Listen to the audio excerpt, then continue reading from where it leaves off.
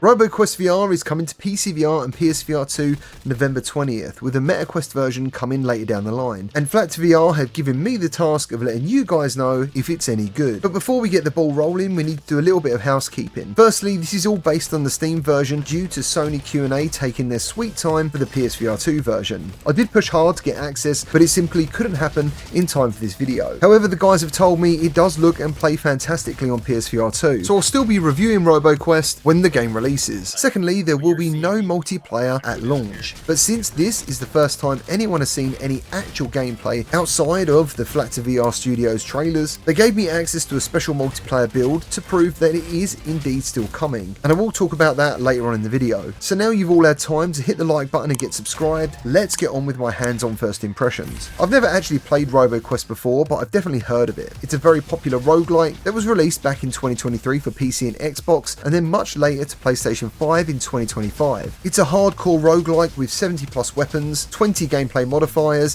and as you play, you collect wrenches to spend on permanent upgrades to increase things like your health or the amount of weapons that are available to you every time you open a crate. Then there's the power cores, and you spend these dynamically to invest in in-game modifiers and enhancing your weapons. There's 10 levels, or 10 biomes if you will, and 10 bosses, which are known as major encounters, and these levels are all procedurally generated. There is literally tons of enemy variants, and from my experience, as you progress through the game, you feel like you have to change your playstyle to adapt to each biome because the enemy constantly change to keep you on your toes. And this definitely keeps the action feeling fresh, and this is incredibly important when you're starting from scratch every time you die. The 7 variants of robot suits each come with their own different abilities, and in my playtime I unlocked 3 different suits. The base yellow suit offers a shield barrier, and as you level up while playing, you unlock different abilities around that robot's particular skills. So for example, the second robot suit, which is the green one, gives you the ability to not only go invisible for a short period of time, you can spawn a virtual holographic version of yourself who fights alongside you,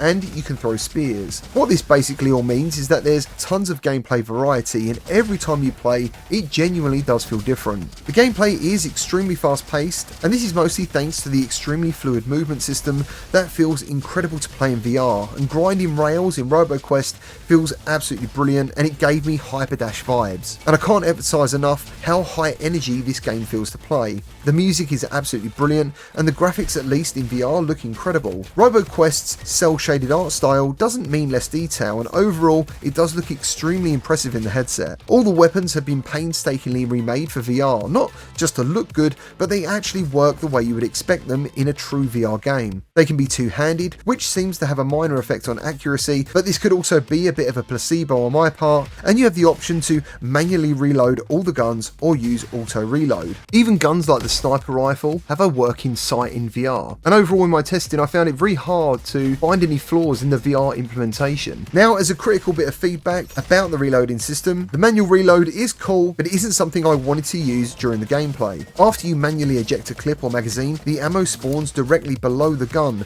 so you're forever having to reach across yourself to slide it up or into the gun, and during these insanely intense battles, it can end up being more frustrating than fun. So I personally stuck to auto reload, which allowed me to concentrate on the in-game movement, which is a lot of jumping, dodging, and playing off angles using the environment in time with your reloads to avoid taking damage to ensure you can maintain enough health to get further on each run. Now, the frustration I'm speaking of actually isn't on all weapons. Some weapons don't need a manual reload, like the boomerang for example, or using the bow and arrow, and some guns' magazines are just really well placed, but some of them aren't. But I imagine this is all part of being like more of an early access thing. Obviously, I've yet to see whether any changes will actually happen for the release. You also have all the comfort options you would expect from a native VR game too. When I finally got to test out multiplayer, I was surprised how good it felt, and the gameplay didn't actually get that much easier, which is a good thing, meaning the balancing of the game felt on point. Watching your fellow robot soldier grind rails and take out the enemy really added to the chaos. The game also has an in-game map system connected to your right wrist, which you can activate by tilting your wrist towards you,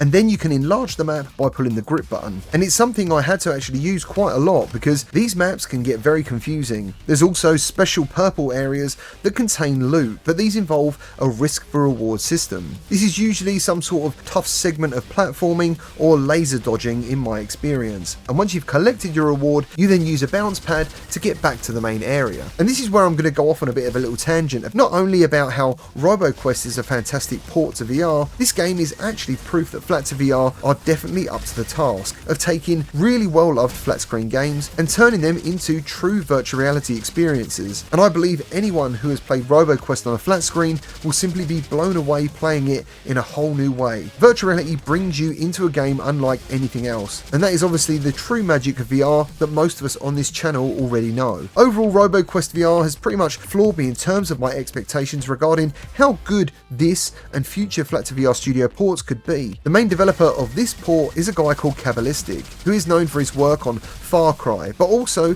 the astonishing Half-Life 2 VR mod, so it's obviously clear he's incredibly talented, and Flat to VR have now set an extremely high bar for me in terms of my expectations for what they're going to make for VR in the future. Well, that's all I've got for you today. Let me know your thoughts down in the comments, and I'll see you all on the next one.